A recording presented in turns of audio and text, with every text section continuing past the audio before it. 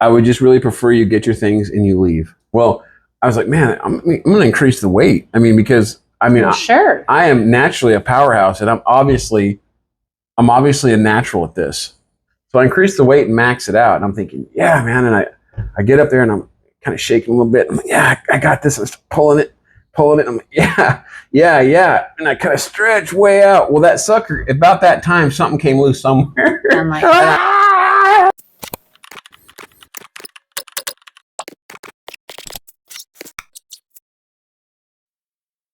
Need to fuss with me, woman, or what?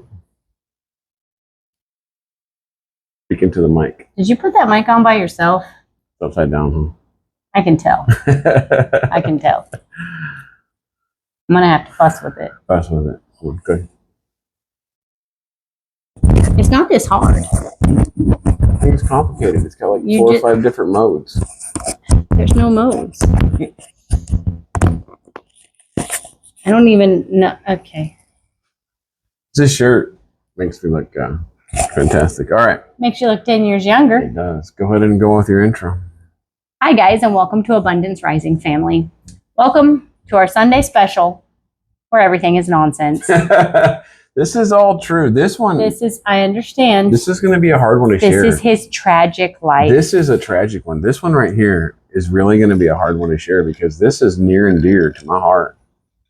So I had a little incident at the hometown buffet. You still go to restaurants? No, this is right when I got out of the Army, and I would sneak off and I'd go to the hometown buffet, and I used to take the baked chicken and stick it under the chocolate fountain. And I kept doing that, and I passed out twice in 1 week. So the manager filed a complaint, and somehow the VA got a hold of it.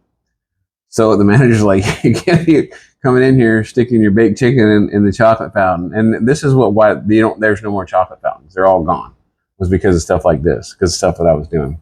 Was there a sign that said no baked chicken That was in the chocolate exactly fountain? my point. And then I would go into like a food coma and I'd pass out. And he filed a complaint, and the VA got a hold of it. Was it the chicken or the chocolate? I'm not sure. I mean, how does that even happen? I mean, how do you get to such a low spot where you're in the hometown buffet sticking baked chicken in the chocolate fountain? And, well, that's what happens when guineas fly and hit you in the face. Yeah, I mean, this is after the Army. This is like post-Army. So, I mean, I was really kind of coming. Maybe your first wife taught you that trick. Maybe, because it's good. You should try it, and I bet you will now. I bet you the folks at home are going to melt some chocolate, put on some baked chicken. It's good. I prefer ranch. No, it gives it a nice coating.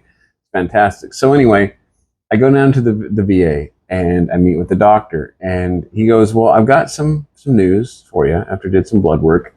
He goes, first off, you're aggressively large. And I was like, what do you mean aggressively large? He's like, it's getting to the point where you're so unhealthy, you'd have to get a little healthier to die. Now, Lynn Sconard, I just have to let you know that I was actually there for that one. So he's like, you're going to have to get a little healthier to die because this is bad. He goes, your A1C levels, you're maxed out. Remember how I maxed out those levels at that weird camp with them religious folks? I was at the top of this one too. So they suggested I go to the gym. They're like, listen, you have got to move. You've got to get out. You got to go to the gym. You got to do something because it's embarrassing. I mean, you were this lean, mean fighting machine, and your blood basically looks like gravy. They said somehow it looks like chicken and chocolate, like mixed together. I was like, I don't know how you can tell that, but apparently they had a pretty good microscope. I don't think you needed a good one. You could probably see it with a naked eye. Well, so anyway, I don't think you needed to see a doctor to find out that it was time to go to the gym. So, and then I was like, all right, I can get behind this. And it was, early 2000s, mid 2000s. So the gyms were expensive. They were like $5 a month. And I was like, ooh. There is no way I'm spending $5 a month. And the internet. They open like 25 hours a day too? Yeah, they were always open, man. And there were some, there's some fit people in there. You can't walk up in a gym looking all ridiculous. I had my workout clothes. They didn't fit. So I found one online that was doing a special for 75 cents a month. I said, I can absolutely get behind that. So I go down there. Now you want to talk about disrepair, buddy. That is an understatement. This thing was a death trap. And I walked in there And I'd signed up online when the old banners. You click the banner and it said, okay, yeah, I sign up online. I go down there and You don't learn. I paid my 75 cents. And Didn't the banner get you in trouble before? It did. And Didn't eating out get you in trouble before? this is a culmination of bad decisions, all in one shot. Haven't you made bad decisions before? No, I've never done that. And there's a minute I walk in, it made it worse because there's this little cute girl behind the counter, and she's and she's like, okay, listen, I know you're coming in kind of late. We close here in a couple hours. She goes, you can use any machine you want. I'm gonna be sweeping and cleaning up here in a little bit. She goes, but Big Bertha over in the corner. She goes, that's the most popular one because it has the most stuff. But she goes, it's testy, man. And if you don't really know what you're doing, you ought not to go in there, especially your first time. And I said, listen, man, I am a veteran. I have done everything. I have fought a war. That machine will not show me nothing. What's the worst that could happen? What's the worst that can happen? It's a machine, man. And I went over there and it's got cables and it's all kinds of fancy and Big Bertha was a little testy. I started getting in there. I was, doing some things like this here and this here, and I was feeling good. I was like, man, this is going really well. And there's these little handle things you pick up and you kind of pull it towards you like this. Well, I was like, man, I'm going to increase the weight. Because sure. I am naturally a powerhouse, and I'm obviously a natural at this. So I increased the weight and max it out. And I'm thinking, yeah, man. And I get up there and I'm kind of shaking a little bit. I'm like, yeah, I got this. I was pulling it. I'm like, yeah. And I kind of stretch way out. Well, that sucker, about that time, something came loose somewhere. And it scared me. And I kind of let go of the machine. Well, anyway, it swung around my leg. And then it picked me up and I was dangling from the machine. Now all I can see is I'm hanging upside down. Rotisserie style? Rotisserie. I look like that chicken that I put under the chocolate fountain. And I'm hanging there. So let me get this straight. Okay. You're aggressively large. Yes. Your A1C is maxed out. Yes. Your blood is gravy. Yes.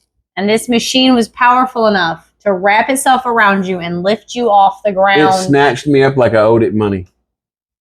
And now she has her back to me and she's kind of dancing. And you didn't pay your 75 cents. I paid my 75 cents, and she's shaking. She's mopping, and I'm dangling, and I'm starting to swing a little bit, and Bertha's is groaning, and she's just mopping, and I'm screaming, and I'm trying to sound tough and scream at the same time. What did the scream sound like?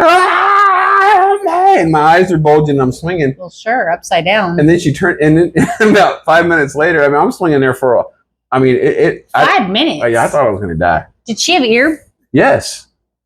Okay. Yeah, and she turned around and she's like, she runs over. Now this girl is probably 105 pounds soaking wet, and I'm every bit of about 320. She has to pick me up to get that machine to turn loose of me. Now nobody's in the gym. So how much did she weigh dry? Did she by chance bulk up into like a beefy dude who could help you? No, we're in bad shape here. So these are exactly why I call these tragedies. This is miserable. This is not a good light for me. Eyes are bulging. Yeah, well, she does a little. And you got this pretty little girl over there. She's like, I told you to stay off Bertha. What are you doing? Last time I seen you was over there walking on the treadmill, because it broke. And then I went over to Bertha, and so she squats down. And she's trying to like lift me up, but she can't get her arms all the way around me because it's too much squish. It's got me. And we're both straining, and I'm like, you can do it. You can. I had to like try to motivate her a little bit. You're upside down, motivating her. To try to help get me up. And then all of a sudden, she just goes, and it just barely came loose. The thing came loose and like it flattened her. Oh, poor Susie. So, I felt so bad, but I was hurt, and I've been laying there for a while. And she said something along these lines. She said, so like, so I had to roll off of her, and we're both laying there hurt, and she's like, I don't even know what to say. I would just really prefer you get your things and you leave. And I was like, you know what, man? Fair enough. You want to talk about a walk of shame. Now, This isn't the first place you've been kicked out of. no, but my shirt's almost half off. My belly's hanging out. That's not the first time you've lost a shirt. Look like I got Daisy Dukes on because it cut into my thing. I got a big old rope burn around my leg where this metal cable was digging in because I'm not a light rascal. And I'm kind of limping out of the spot. And you were limping. She was flat Stanley. she laid there for about, I just left. I didn't know she got up. So later, about a week later, I come back. I kind of mustered up my pride, got going again. I said, listen, I got to see this through. And plus, I don't pay my 75 cents for the month. You can't just go once for 75 cents. He paid to be there. Just saying. Sure. Well, I walk in there, and she's behind the counter in an entire body cast. Like this. And they still made her go to work. Yeah, and she's like, no, I think she owned it or something. She's like, and I was just turning around and left, and I said, you know what? I'm going to let them have the 75 cents. Oh, that was nice. I done learned my lesson, and it was an absolute tragedy what happened to me that day. You want to talk about just pain and heartbreak. I ain't been back to a gym since, and it's the gym's fault. Clearly. I feel like the tragedy belonged to Flat Susie this time. That is not your tragedy to boast. It still hurts me to this day. Sure. I hope she's okay. I never saw her again. So how'd you get the gravy out of your blood? I lost all kinds of joy. I started eating salads and tea and really got a hold of my life. And there was a lot of pain, a lot of back pain. We'll go over that one of these days, one of these videos, like a for real video. And but that was the last time. This is a for real video. This is a for real one. Yeah. Absolutely. 100% true. And that's the last time that I had been to the gym. I was there when the VA called them aggressively large. The VA doctors, they're not like other doctors. I get called that one and morbidly obese, those two. Mm-hmm. So they really regularly, they boost your. It might be your pet name. They boost your spirits when they come in. They're like, "Hey, morbidly obese man, how are you today?" Yeah. I mean, when you lead with that, it can't get much worse. Right. Fantastic. I was able to waddle in here, so. Well, thanks for sharing.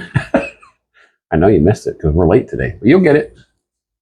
So, for all of you fans who appreciate his tragedies. There's like 6 of you, and I do appreciate that. What is wrong with you people? Getting joy out of these moments in his life, these little snapshots, his tragedies. Yes. Anyhow, we do appreciate you watching.